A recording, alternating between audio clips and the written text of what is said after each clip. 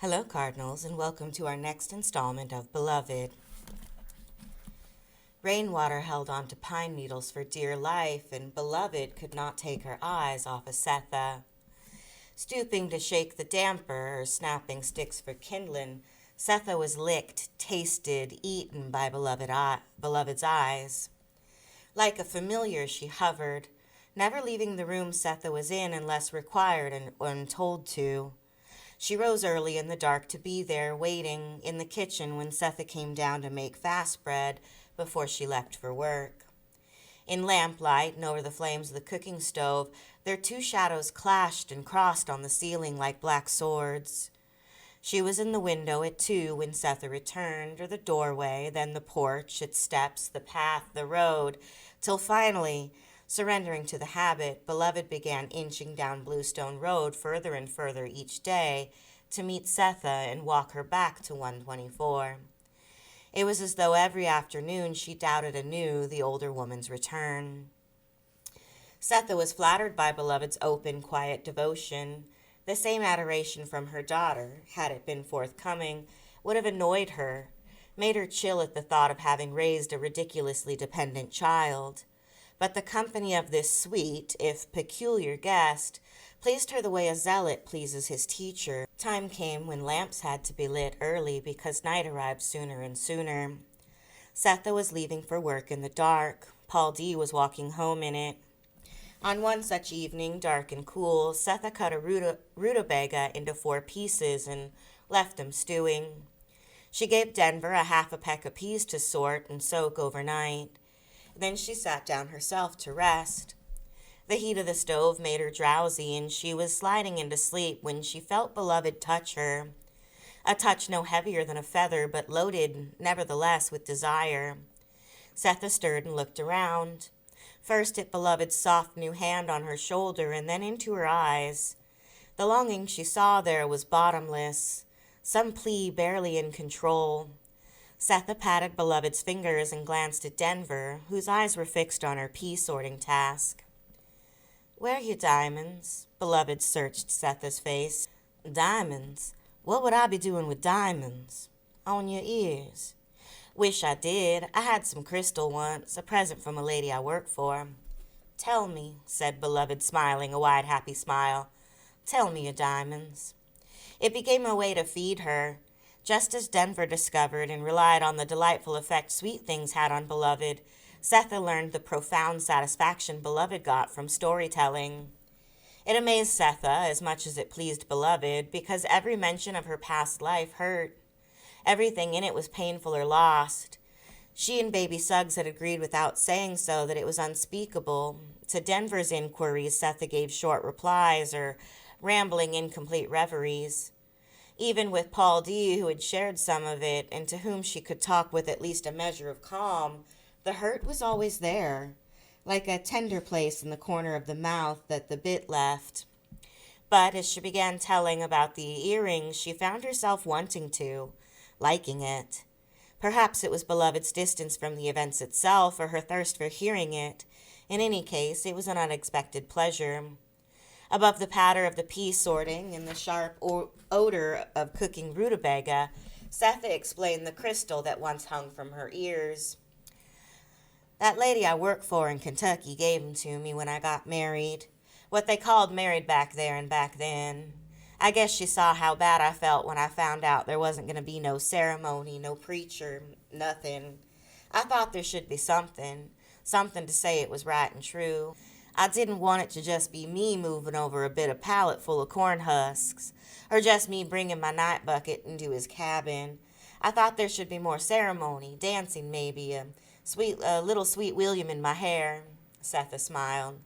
"I never saw a wedding, but I saw Mrs. Garner's wedding gown in the press, and heard her go on about what it was like. 2 pounds of currants in the cake, she said, and 4 whole sheep. The people were still eating the next day. That's what I wanted. A meal, maybe, where me and Hallie and all the Sweet Home men sat down and ate something special.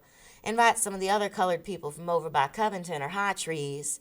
Those places Sixo used to sneak off to. But it wasn't going to be nothing. They said it was all right for us to be husband and wife, and that was it. All of it." Well, I made up my mind to have at least a dress that wasn't the sacking I worked in. So I took to stealing fabric and wound up with a dress you wouldn't believe. The top was from two pillowcases in her mending basket. The front of the skirt was a dresser scarf a candle fell on and burnt a hole in, and one of her old sashes we used to test the flat iron on. Now the back was a problem for the longest time. Seemed like I couldn't find a thing that wouldn't be missed right away, because I had to take it apart afterwards and put all the pieces back where they were. Now Hallie was patient, waiting for me to finish it. He knew I wouldn't go ahead without having it. Finally, I took the mosquito netting from a nail out in the barn, and we used it to strain jelly through. I washed it and soaked it best I could and tacked it onto the back for the skirt. And there I was, in the worst-looking gown you could imagine. Only my wool shawl kept me from looking like a haint peddling. I wasn't but 14 years old, so I reckon that's why I was so proud of myself. Anyhow, Mrs. Garner must have seen me in it. I thought I was stealing smart, and she knew everything I did.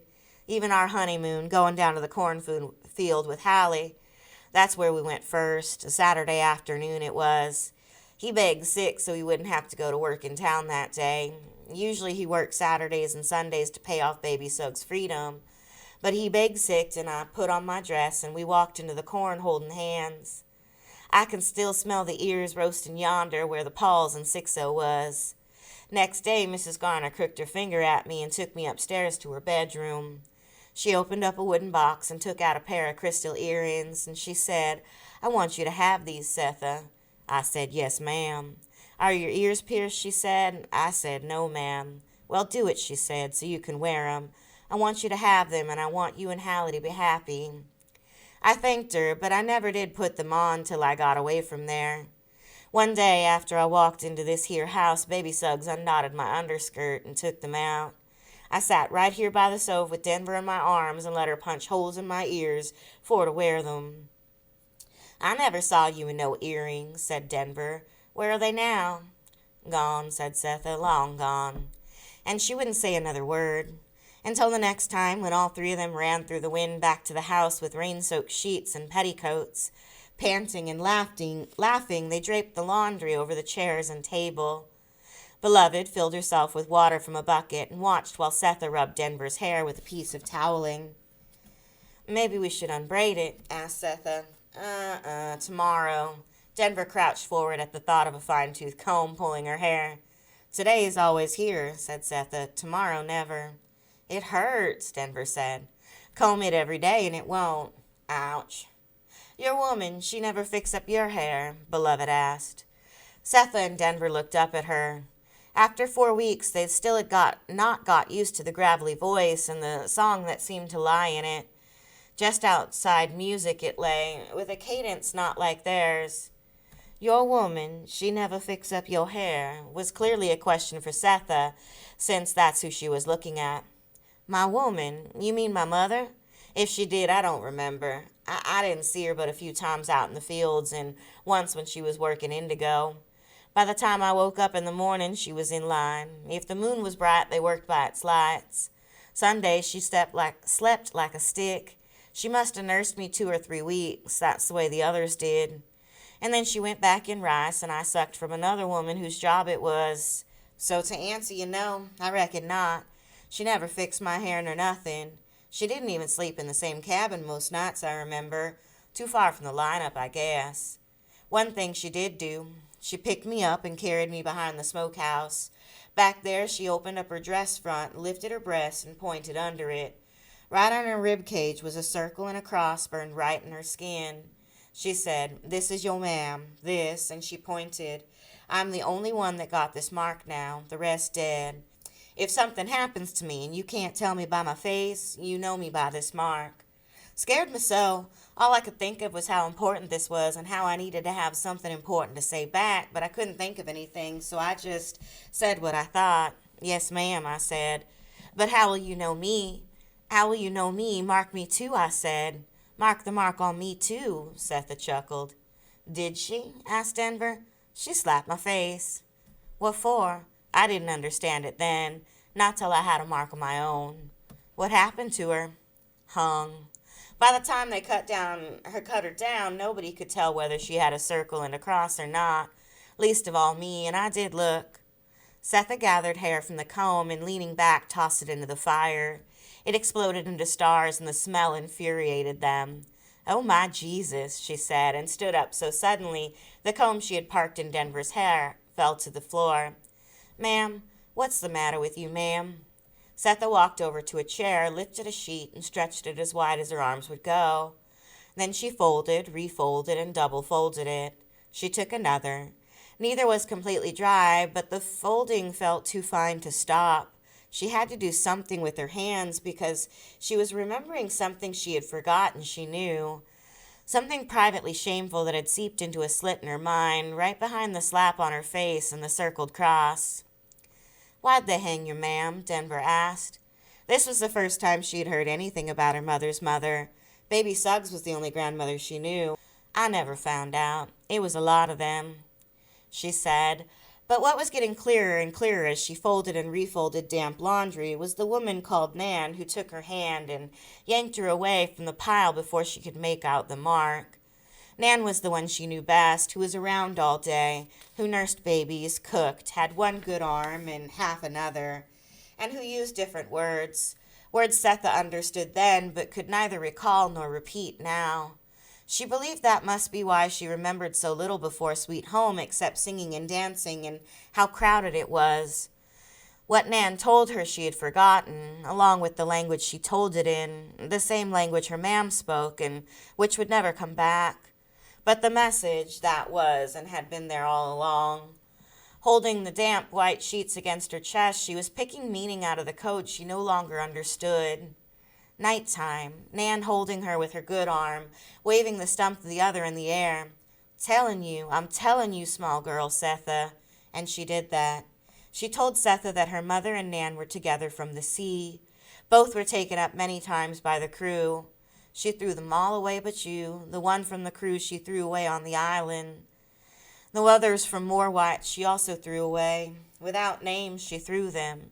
You she gave the name of the black man.